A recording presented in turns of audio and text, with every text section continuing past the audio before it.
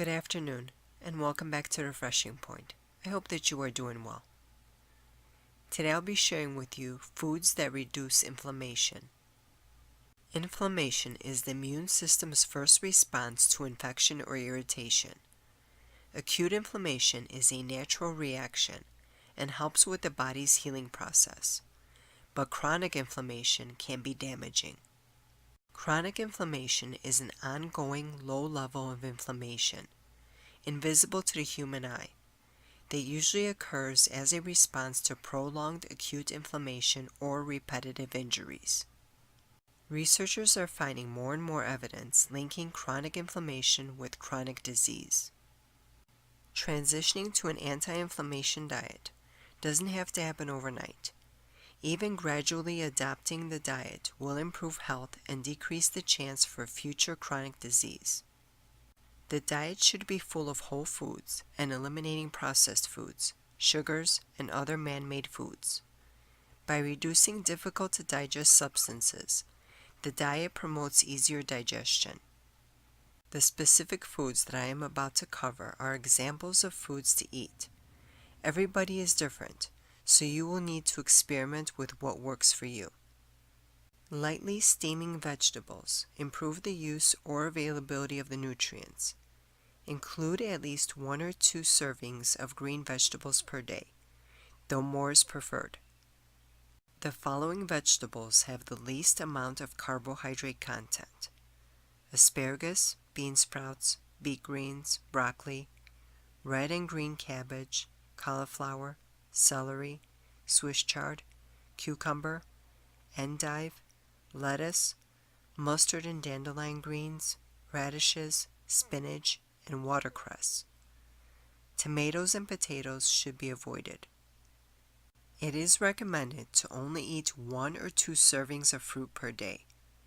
Try to eat mostly fruits that contain low carbohydrates, such as cantaloupe, rhubarb, melons, strawberries, apricots, blackberries, cranberries, papayas, peaches, plums, raspberries, and kiwis. Limit your intake of citrus and dried fruits. Lemons are the only exception. Legumes such as split peas, lentils, kidney beans, pinto beans, black beans, garbanzo beans, fermented soybeans, mung beans, and adzuki beans should be soaked overnight and cooked slowly the next day. Tofu can cause inflammatory reactions in some people. You can try to experiment with both including it and eliminating it from the diet. You should include 1 to 2 cups of cooked grains per day. These can consist of amaranth, spelt, barley, buckwheat, millet, oatmeal, quinoa, basmati or brown rice, rye, and teff. All wheat products, including breads, cereals, whole wheat flour, white flour, and pasta that is made from wheat should be avoided. Wild versus farmed deep sea cold water fish are an excellent source of essential fatty acids and should be eaten 3 to 4 times per week. Poach, bake, or broil the fish. Good choices are wild salmon, cod, haddock, halibut, mackerel, sardines, tuna, trout, and summer flounder. You should avoid shellfish, including shrimp, crab, lobster, clams, and mussels. Eating protein with every meal helps regulate and maintain steady blood sugar and energy levels. Good sources of meat include venison, elk, and other wild game, organic free-range lamb and buffalo, and organic free-range chicken and turkey. Pork should be avoided, and small amounts of organic grass-fed beef are okay. You should drink a minimum of half your body weight in fluid ounces per day of filtered water.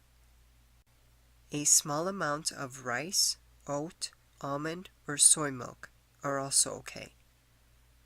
Herbal teas, in particular green tea, make a great substitute for coffee and juice, which should be avoided, in addition to soda, caffeinated teas, and alcohol.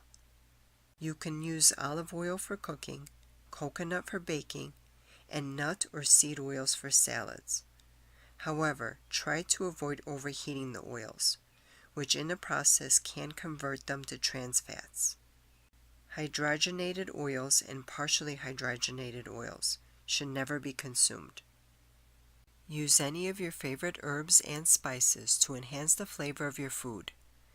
Turmeric, cayenne, garlic, ginger, and cinnamon are recommended for their anti-inflammatory properties. Nuts and seeds can be eaten raw or grinded up and added to steamed vegetables, cooked grains, salads, and cereals. Good sources include flax, pumpkin, sesame, sunflower seeds, most nuts, and nut butters. You should avoid peanuts and peanut butter. Sweeteners may be used occasionally. You can use pure maple syrup, brown rice syrup, raw honey, agave syrup, and stevia. Absolutely no sugar, Splenda, NutraSweet, or any other refined or artificial sweeteners should be used.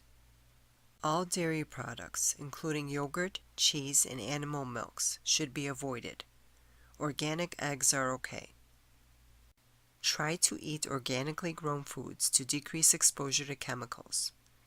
There is no restriction on the amount of food you can eat, and there is no need to count calories. Most importantly, pay attention to your body's own signals. I appreciate you watching. Good day and good health.